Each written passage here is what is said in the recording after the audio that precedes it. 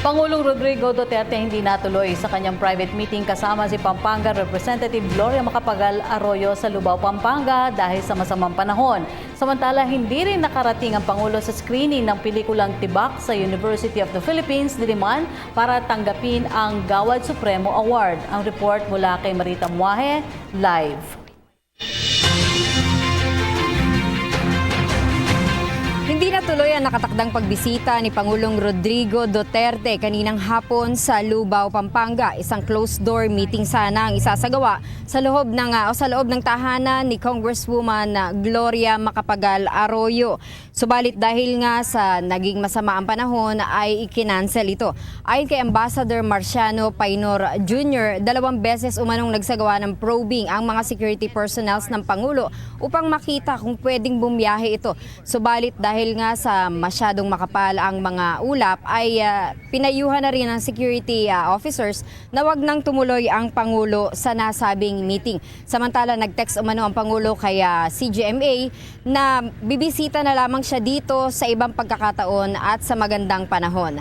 At sa kabila ng hindi pagdating ni Pangulong Duterte sa Lubao, Pampanga, dire-diretso naman ang nakatakdang schedule na katulad ng pakikipag-usap ni Congresswoman Macapagal Arroyo sa mga miyembro ng OFWs kasama si DFA Secretary Perfecto Yasay. Samantala ngayong gabi naman ay nagkaroon ng isang gawad dito sa University of the Philippines. Ito yung Gawad Supremo kung saan ay binigyan ng parangal si Pangulong Rodrigo Duterte at si Professor Jose Maria Sison. Ang Gawad Supremo ay inilunsad ng ngayong araw na ito at ibinibigay sa mga katangi-tanging miyembro at individual ng Kabataang Makabayan. Sina Pangulong Duterte at Sison ay parehong miyembro ng KM. Subalit dahil nga rin sa masamang lagay ng panahon ay hindi rin nakarating ang Pangulo dito at sa halip ay pinapunta niya si Presidential Spokesperson Ernesto Abella upang humalili sa kanya at tanggapin ang parangal na ibinigay sa kanya.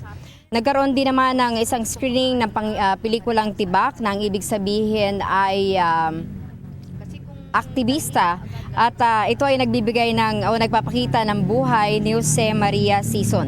Sinasabing napapanahon ang pelikulang ito lalo na't ngayon na isinasagawa ang isang peace process o peace talk sa Oslo, Norway. Yan po muna ang ating mga pinakahuling balita. Balik muna dyan tayo sa studio. Ito si Marita Muahe, PTV News.